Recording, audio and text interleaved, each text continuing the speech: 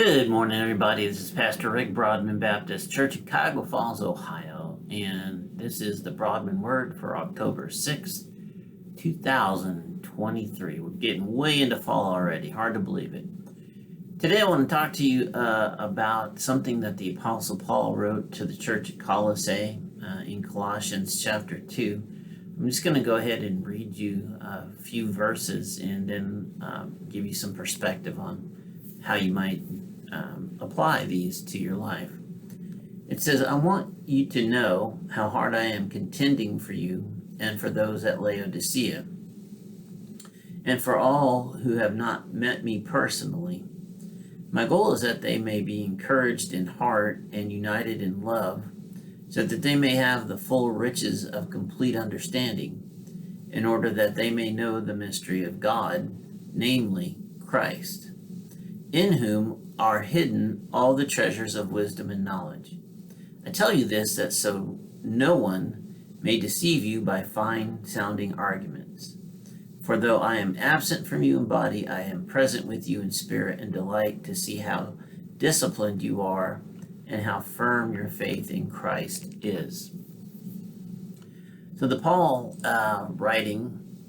Paul writing, is very clearly telling the Colossians that he is there with them. He is fighting with them and for them, praying for them, although he doesn't exactly say that. You know that he would be.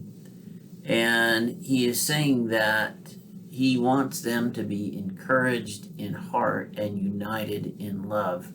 And that's where I'm going to camp out here for just a minute or two. In saying this, Paul acknowledges that being a Christian, particularly in a secular world, is a difficult thing, and it can become wearying, and it can become ever increasingly difficult as various levels of persecution, rejection, and denial are encountered throughout someone's life. Maybe even personal harm comes to somebody for professing Christ, as sad as that might seem. Paul latches this unity and this love and understanding to the relationship they have with Jesus Christ. In fact, he says within Christ resides all the mysteries of God, so that somebody in Christ can be availed of the mysteries of God, and they can then use that in their walk, their appointed walk. They can have God there with them at every step of the way in their life, and they can be united by this. They're not only united in their faith, that faith is driven by their unity in the love, specifically the love of Christ to them and them to Christ, and their recognition of God as the Father who he really is. So this then is going to produce the full riches of complete understanding. And Paul also goes on to say, metaphorically, I'm going to metaphorically paraphrase, but this full understanding and having all of these riches is necessary so that you're not deceived by fine-sounding arguments, by the secular people trying to get you to not have faith in God or to not be an effective Christian. You see, there are a lot of fine-sounding arguments out there. There are human-level arguments about justice and fairness and, rights, and everybody loves to root for an underdog, so all you have to do is paint any particular group of people as an underdog and then point to the aggressors, and now, boom, you've got a movement. Well, the aggressors in this case are often just supposed aggressors, because it's usually the church or maybe individual Christians that they're trying to lay this blame on, and they usually follow it up with, hatred and bigotry and judgment and things like that. Even though of all the five major religions in the world, Christianity is the only one that says that you're not allowed to judge. In fact, you will suffer judgment yourself for doing so. It not only says that, but it says that you are supposed to love your neighbor like yourself, and you are supposed to care for each other. And so that doesn't lend itself to bigotry or judgment, and definitely not hatred.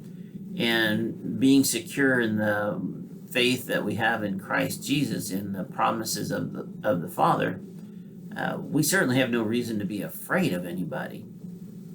So the argument, if you take just an academic look at it, falls apart. But it's there, and it is a source of persecution. It's promulgated, so there's no getting away from it. So what do we have then to stand up in the face of these false accusations? And I personally, just small side story here, I personally feel honored when somebody finds issue or is against me or what I'm saying based on these false accusations. I don't consider myself to be Jesus in any way, but I'm certainly dedicated to following him and his teachings, and to be a admirer of his, a child of the Father. But when you're accused of things falsely, so is Jesus. So you are in fact suffering with Christ under these false accusations.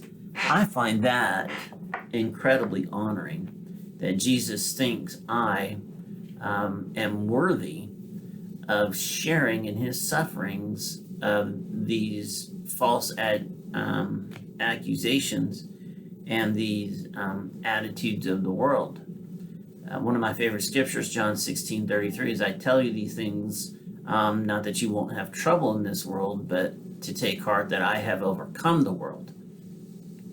Or very similar, there's different translations.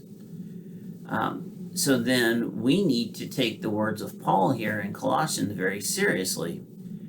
We need to be united in our faith. We need to have knowledge of each other's struggles and be there, like Paul says, I want you to know how hard I am contending for you and those at Laodicea. So he's not only praying and defending and supporting the people in Colossae, but also Laodicea, which those places weren't terribly far apart.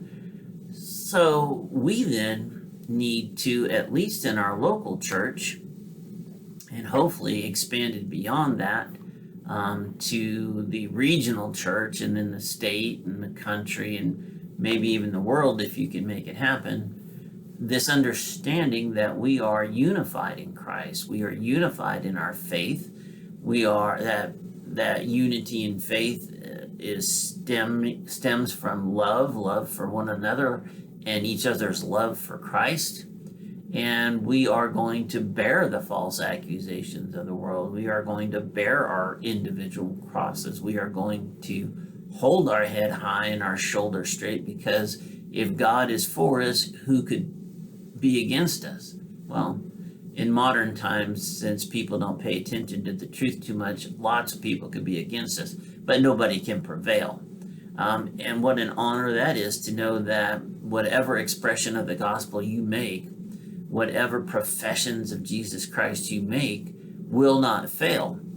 They might get rejected. You might even get persecuted for the professions of the scriptures and of Jesus and of the life of a Christian. But your professions aren't going to fail. Your words aren't going to go unheeded. And while it might not look like a worldly win all the time for you, truly bad things can happen. It is a win for the kingdom, because you are ultimately going to prevail.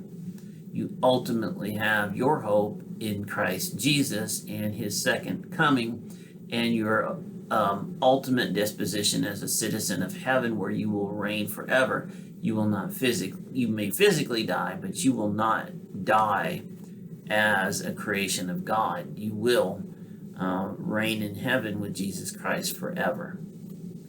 And so, what I wanted to encourage you today with is this idea of contending for yourself, but also those around you. Join in the struggles with your brothers and sisters in your local church. Join in the struggles of your state associations. Look to a national stage to join in the sufferings of Christ with all of your brothers and sisters.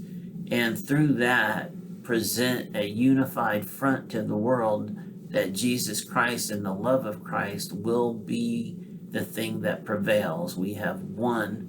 We have prevailed over even death because Jesus did, and we are now in Christ Jesus. So we have nothing to fear, not even the persecutions of the world.